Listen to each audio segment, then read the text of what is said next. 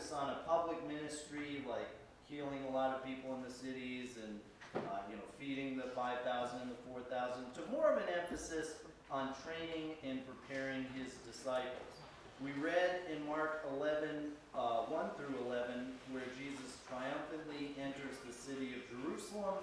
And I just wanted to point out today, Zechariah 9:9, we see this event prophesied in the Old Testament. Rejoice greatly, O daughter of Zion. Shout, O daughter of Jerusalem. Behold, thy king cometh unto thee. He is just and having salvation, lowly and riding upon an ass, and upon a colt, the foal of an ass. Here, the prophet Zechariah, who worked around 500 BC, like 500, 520 BC, Zechariah is working and God is using him to create this prophecy of the coming Jesus. Here, 500 years before, he prophesies Jesus' triumphal entry into the city of Jerusalem. This would be like Christopher Columbus prophesying something that was going on today. 1492, Columbus sailed the ocean blue. Now here we are in the year 2000, about 500 years later. It's really a miraculous prophecy. Jerusalem here is a populous city. There are at least hundreds, if not thousands of people that are able to see the fulfillment of this prophecy as Jesus enters. So we have this really amazing sort of prophecy, and it's seen by a lot of people at the time. The other reason that makes this such a great prophecy is because it really is a unique entry for the Messiah. Have you ever seen the Disney movie Aladdin? In Aladdin, the genie turns Aladdin's little monkey friend Apu into a camel, and then he says, no, not good enough. He turns him into a horse, and he's like, not quite.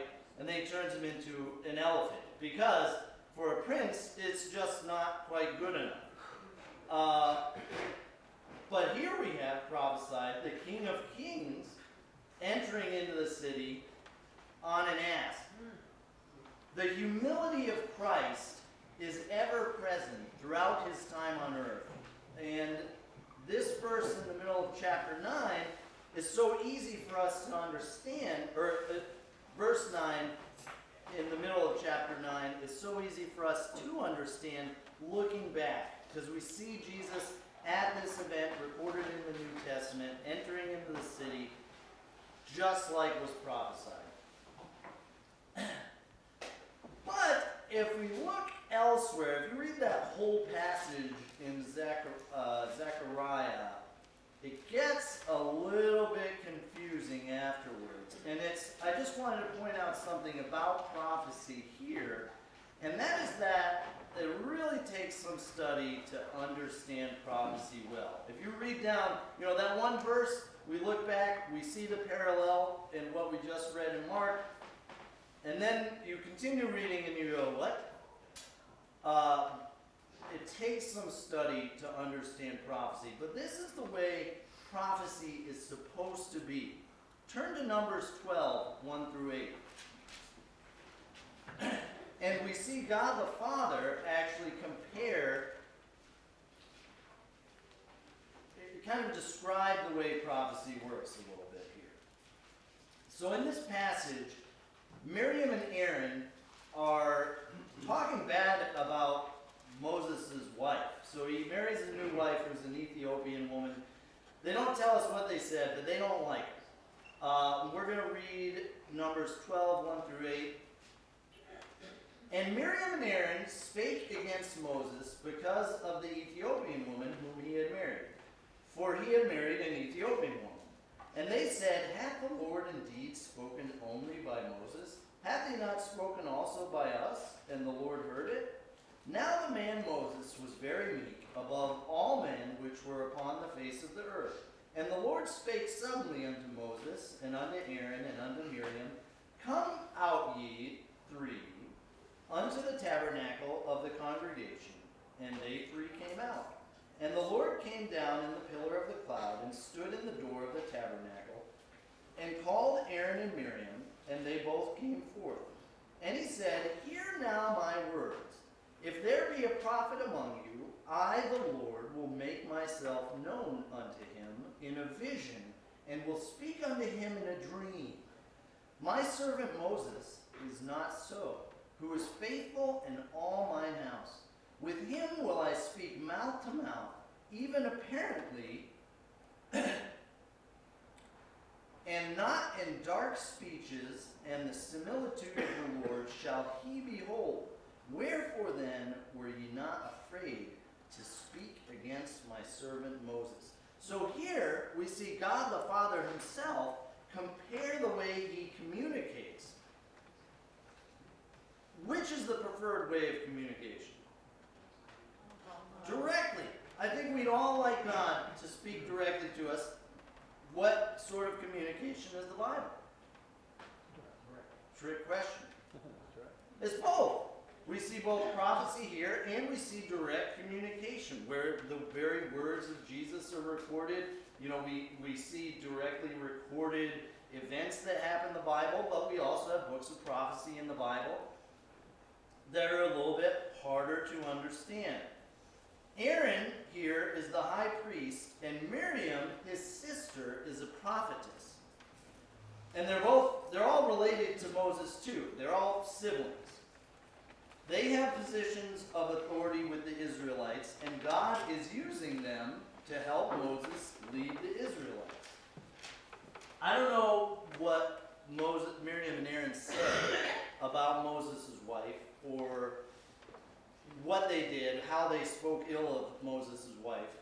But Moses is an imposing enough figure that they definitely didn't say it to his face. I mean, Moses has killed somebody. They're not talking bad about him to his face. They're talking behind his back. And it's a conversation between a sister and brother about somebody they don't like. My Bible gives an alternate word, criticize. So they criticize Moses' wife. Two siblings are criticizing the third sibling's spouse. Privately. And because of this, God strikes Miriam with leprosy. I think he might have also punished Aaron, but Aaron's the high priest. You know, that's just my speculation. Now, granted, Moses holds a special position, obviously. Obviously, Moses is different from other servants of God. God even says so right here. But I think it's a good point that God does not want us to speak ill of people behind their back. And we see it pretty pronounced right here, since God chooses to strike somebody with leprosy because of it. Now, I think we all would tend to think, you know, some sin is obviously worse than others. When I read this, I thought to myself, maybe I should be a little more careful. I would tend to think, private conversation with my wife, maybe after an event, maybe I don't really think ill of somebody, but maybe, they said something weird and I'm talking about them privately in the car on the way home from an event or something. In my mind, I would tend to think, well, it's not a big deal, it's private. But here's an example of it being a big deal. So, it was just one interesting thing I thought to point out here. But just as the sin of gossip is more serious than we might think, the virtue of meekness we see here in this one passage, we can see how highly valued it is by God. Incredibly valued. God the Father chooses to appear before Moses in a way he never does to anyone else except his son Jesus. What is Moses' special quality pointed out in this passage? So here we have 9 verses. What quality is mentioned here about Moses? Humility, meekness. Moses is humility. Moses is meekness. Moses is not just meek, but he is the most meek person in all the world. God describes how he will communicate with his prophets in verse 6 in dreams and visions. And in verse 8, he describes prophetic vision as dark speeches. My Bible gives another word, dark speeches. Another translation of that is riddles. Compare that to the way God speaks to Moses. Verse 8, with him I will speak mouth to mouth, apparently, or my Bible gives another translation, plainly, face to face, using plain speech, not riddles, not dark speech, just as you and I would speak to each other. Exodus 33:18, we can see how this is done. Exodus 33:18. And he said, so this is Moses speaking to God. So we can see it actually happening. Moses is speaking to God directly. And he said, I beseech thee, show me thy glory. And he said, I will make, so Moses says, show me my glory, show me thy glory. And then God the Father says to Moses, and he said, I will make all my goodness pass before thee. And I will proclaim the name of the Lord before thee, and will be gracious to whom I will be gracious, and will show mercy on whom I will show mercy. And he said, thou canst not see my face, for there shall no man see me and live. And the Lord said, behold, there is a place by me, thou shalt stand upon a rock. And it shall come to pass, while my glory passeth by, that I will put thee in a cleft of the rock, and will cover thee with my hand while I pass by. And I will take away mine hand, and thou shalt see my back parts, but my face shall not be seen. He takes extra care to bless Moses with this unique opportunity to see what parts of God the Father that he can. God really loves Moses and treats him differently. He chooses to appear before him.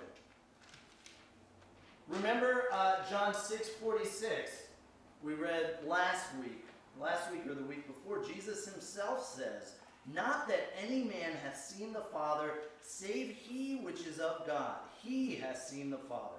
And he refers to himself in that way. So Jesus the Son has seen the Father. And then there's Moses, who's seen this parts of the Father. The Bible points out Moses' special characteristic in these 8 verses here. In the same passage, God the Father points out the Bible points out his special treatment of Moses and how he communicates with him differently. As Christians, we all want the influence of God in our lives, to understand his words as we read them, to recognize the soft influence of the Holy Spirit and act accordingly. The Father's not going to appear to any of us here. Moses had a special relationship. We don't see it repeated in the Bible. But if we want God to speak to us and lead us in our lives, making meekness a defining attribute of our character could be beneficial in that way. So how can we be more meek? There are lots of ways, really. I think the biggest thing in terms of hearing, God's leading and knowing what God's will for us is to just not be thinking about ourselves so much. I think it's in our human nature to think about ourselves, whether it's what we're doing or something bad that happened, worry. By trying to think about ourselves less, I think we leave ourselves more open to the influence of God, and then we can be thinking about, things we learned in God's Word, our devotions, or maybe what we learned on Sunday, or... Anna? I was just going to answer your question. Go ahead. I find that I always want to talk when I'm in a conversation, and I found that I can learn a lot more by listening. So shutting my mouth is a great way to be more meek. Excellent. Yes, Teresa. Spending more time alone with the Lord, going to him with no agenda. She's just teaching me not to come with my prayer list, not even to come with my Bible sometimes, just sitting and keeping my mouth shut. So if he wants to say something to me, That's absolutely me. Putting God, time with God as the priority in your life is ceding your time to God, which is a meek thing to do. And, in speaking less and listening more, we show meekness to other people that we come across. Yes, Andy? I was going to say, I think there's a tendency especially in our culture, you look on the internet, you look on, the social media sites, and people just want to exalt themselves. Look at me, look at me, look at me. I'm an influencer. Look what I drive. Look where I live. Look what I do. Well, It's and all the about time. the man in the mirror.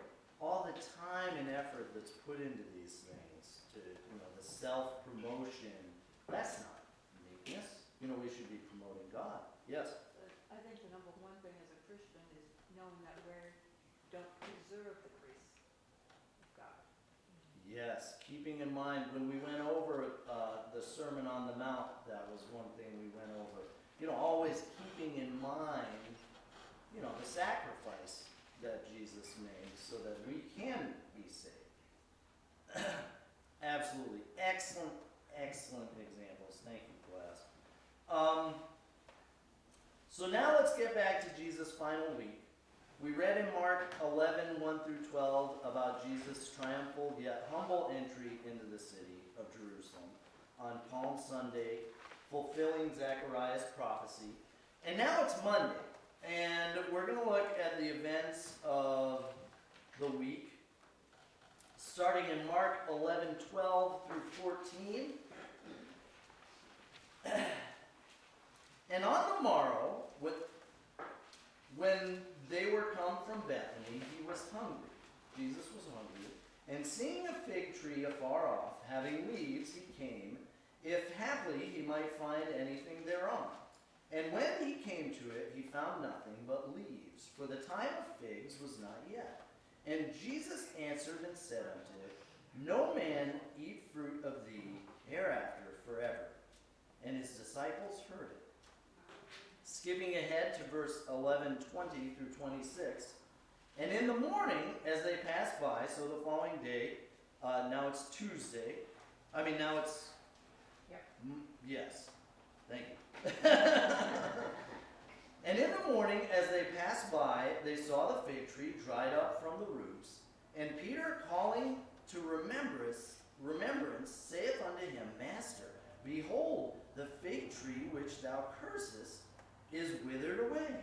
And Jesus answering saith unto them, Have faith in God. For verily I say unto you, that whosoever shall say unto this mountain, Be thou removed, and be thou cast into the sea, and shall not doubt in his heart, but shall believe that those things which he saith shall come to pass, he shall have whatsoever he saith.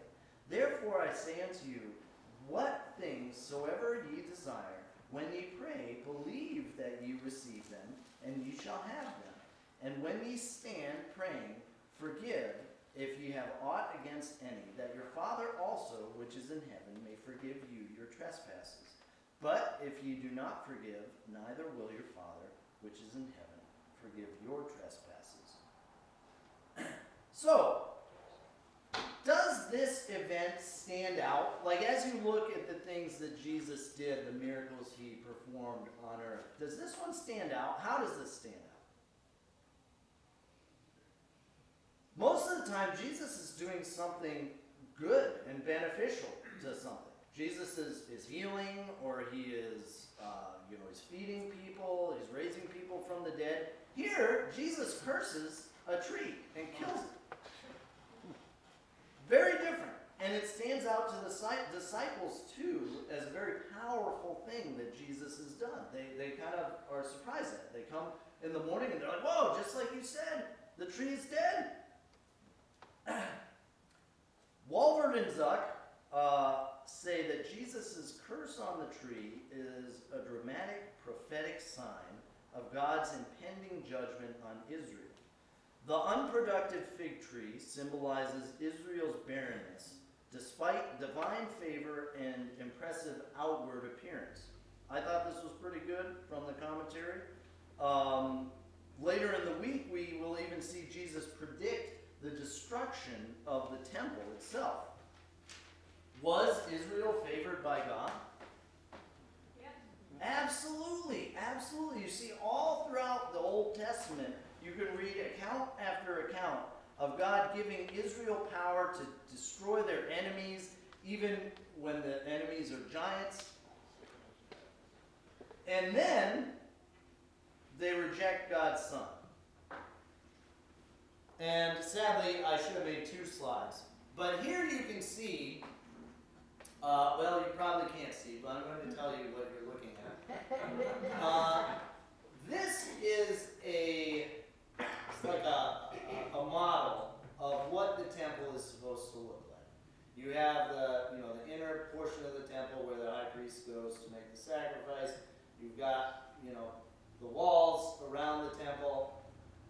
This is what is there now. So here is the western wall of the temple. So that would be something back here. See that? That is all that is left of this little section here. And look at this beautiful structure that's sitting approximately here.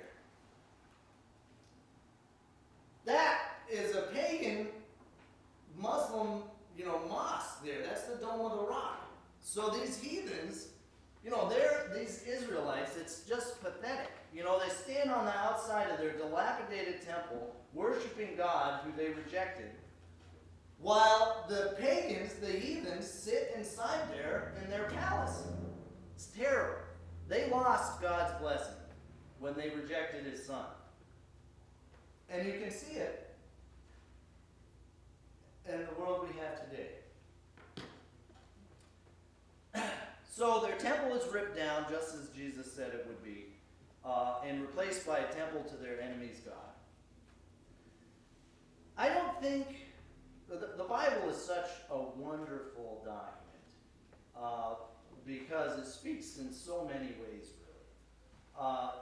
I like Walvard and Zuck's explanation of this. I think it does match the situation that comes to pass in Israel. I'm sure they're right. They're much more studied than I am. But I don't think we need this extra application for it to have meaning in itself. Here, I think Jesus' curse is just so appropriate. The Creator Jesus makes all things beautiful. And the world in the fall of man becomes cursed. For thousands of years, God directs events to culminate in this week. This is the epicenter of life. The Creator who blessed this tree with health has come to the city to defeat the curse by sacrificing his only Son, who is hungry and searches for the fig.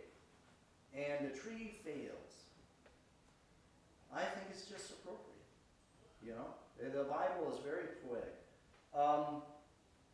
Next week, we're going to continue studying Jesus' final week, see the events of each day, and we'll probably get through that and into Jesus' second.